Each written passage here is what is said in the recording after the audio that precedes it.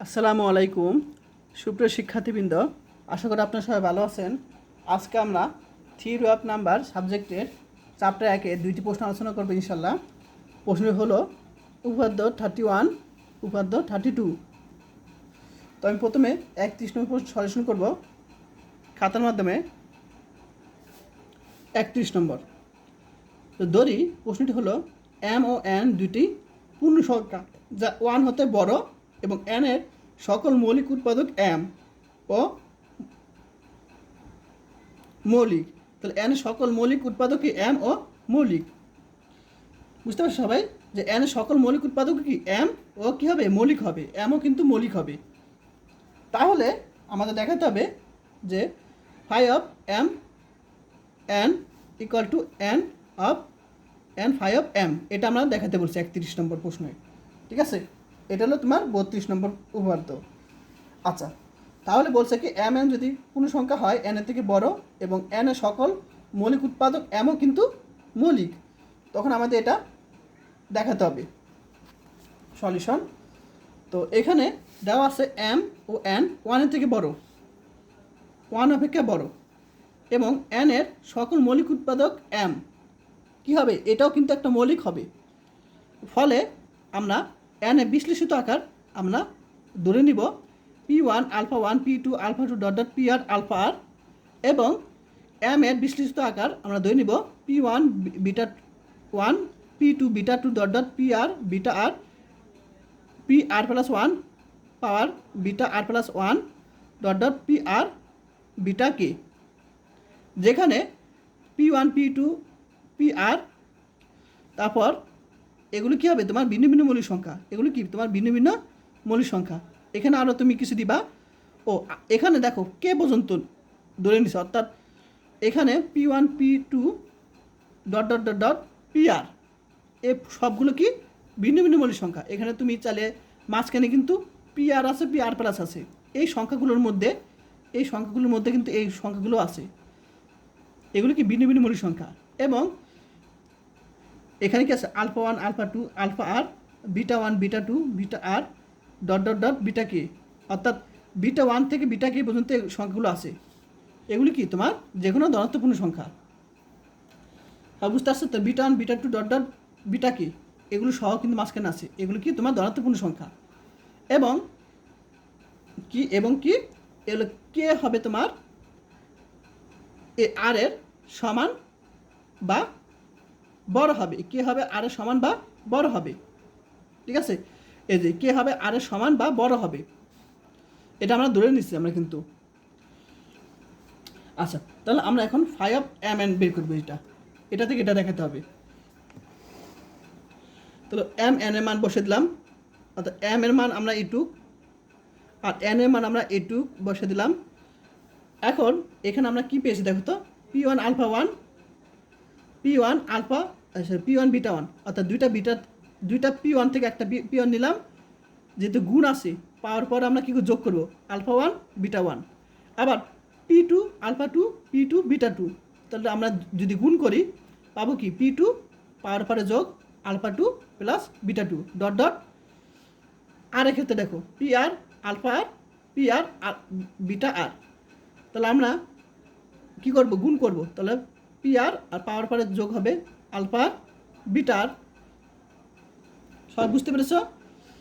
আচ্ছা, এরপর আমাদের থাকবে এক্সট্রা থাকবে কি এটুক থাকবে, এবং আর কি থাকবে এক্সট্রা, এটুক এক্সট্রা থাকবে, কারণ এগুলো কিন্তু একটাই একই রকম আছে, একটাই আছে, এগুলো দুইটা করে ছিল, কিন্তু এটা হলে একটা অর্থাৎ দুইটা ভিন্ন রকম আলাদা আছে, এটা কোনো কাজ থাকবে না, অর্থাৎ এরকম দুইটা নাই।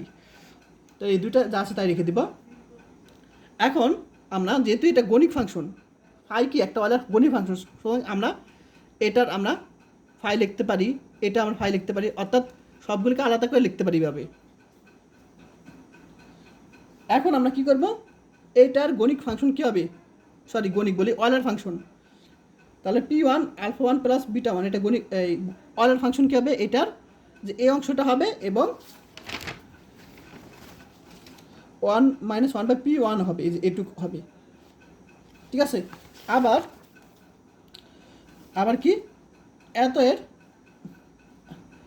এর গণিক ফাংশন কি, সরি এত এর অয়েলার ফাংশন কি, এইটা হবে এবং 1-1/p2 হবে ডট ডট ডট এত এর কী হবে,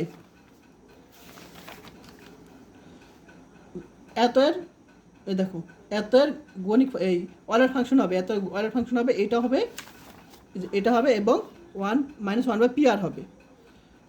আর বাকি দুইটার কিন্তু ভিন্ন রকম, বাকি দুইটা একই রকম থাকবে, অর্থাৎ এরকম গুণ আকারে থাকবে। এই যে দুইটা যে ভিন্ন রকম ছিল, ঠিক আছে, কারণ এটার সাথে এগুলো দেখো এখানে কিন্তু এগুলোর সাথে কিন্তু এটা মিলে না, এখানে α1 β1 ছিল, কিন্তু এখানে α1 β1 নাই, অর্থাৎ এই দুইটা ভিন্ন রকম, এই দুইটা জাস্ট তাই রেখে দিব।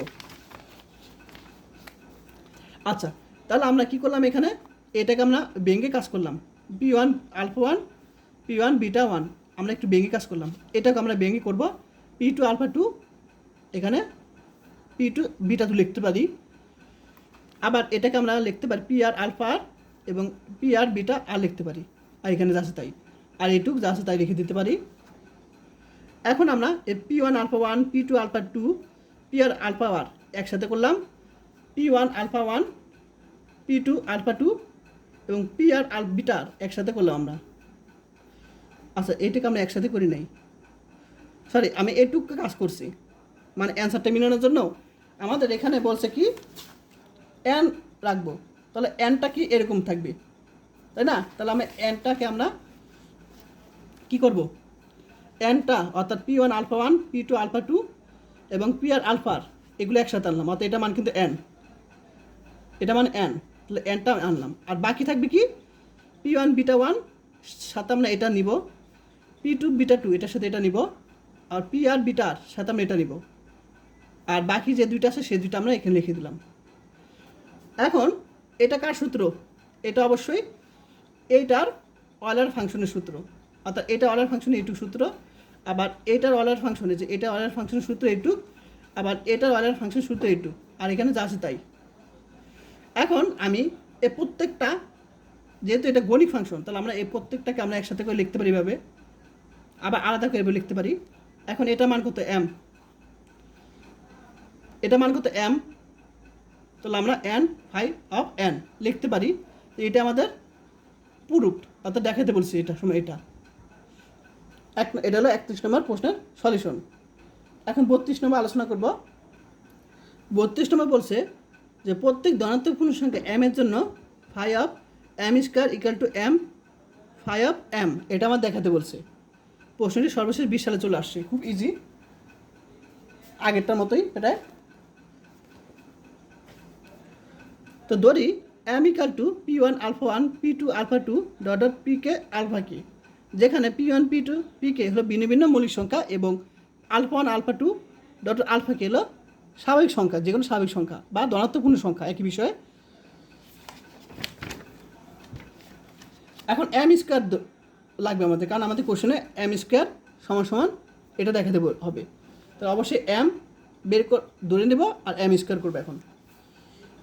এখন স্কয়ার করে দেখো পাওয়ারে পি কী হবে, গুণ হবে, তাহলে এখানে p1 p2 α1 p2 2 α2 dot dot pk 2 α k লিখতে পারি।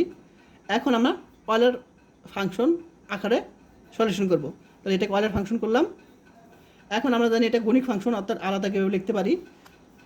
এখন তাহলে এত এর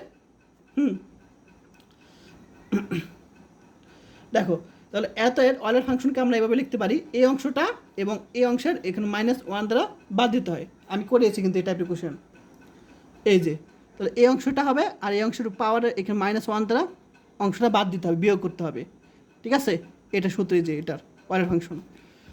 তাহলে এত অয়েলার ফাংশনটা যে এই অংশটা এবং এই অংশটার এখানে -1 করতে হবে, আবার এটাও এই অংশটা থেকে মাইনাস এই অংশে মাইনাস অংশটা বিয়োগ করতে হবে, বাদ দিতে হবে, ডট ডট ডট।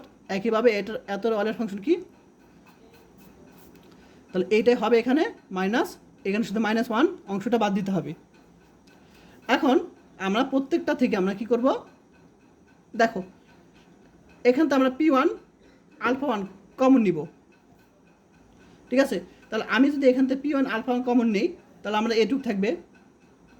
আর কমন নেওয়া মানে কিন্তু বাঘ, আমি জাস্ট বুঝে দিতেছি আমি এটা। দেখো তাহলে এখান থেকে আমরা কী করবো, P one alpha one common নিব, তাহলে এখান থেকে কমন মানে বাঘ, তাহলে আমরা P one alpha one common নিছি, তাহলে আমরা অংশটা ভাগ করব, এই যে পি ওয়ান আলফা ওয়ানটা ভাগ করবো কমন নেওয়া, minus two sorry P one two alpha one minus one, যেহেতু আমরা প্রত্যেকটা অংশ থেকে আমরা P one alpha one common নিব তাহলে আমি এখানেও ওই অংশটা ভাগ করব। আচ্ছা তাহলে আমরা এখানে দুইটা পি ওয়ান থেকে আমরা একটা পি ওয়ান নিব।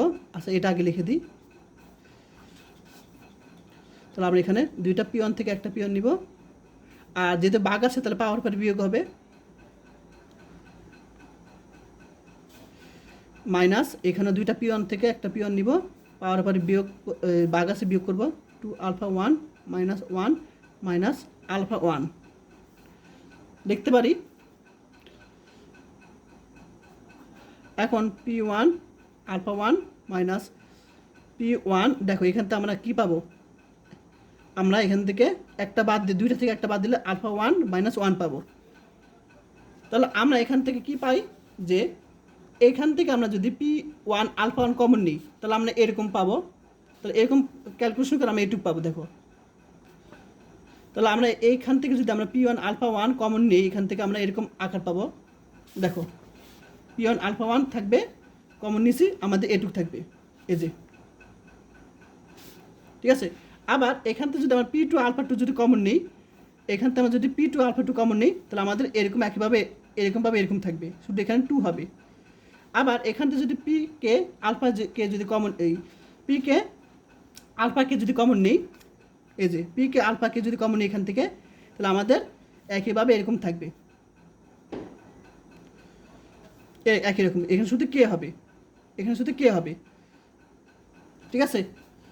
বুঝতে পারছো? তাহলে এখান থেকে আমরা P one alpha one common নিচ্ছি, এখান থেকে P two alpha two common নিচ্ছি, এখান থেকে আমরা P K alpha K common নিয়ে এরকম পাবো। এখন এটার মান কত, এম, এম ধরছিলাম না, এম বসালাম আর এম ধরছিলাম। এখন এটার সূত্র কি তাহলে, এটা কার, এটা হলো এই অংশের অয়েলারের ফাংশনের সূত্র, তাই না?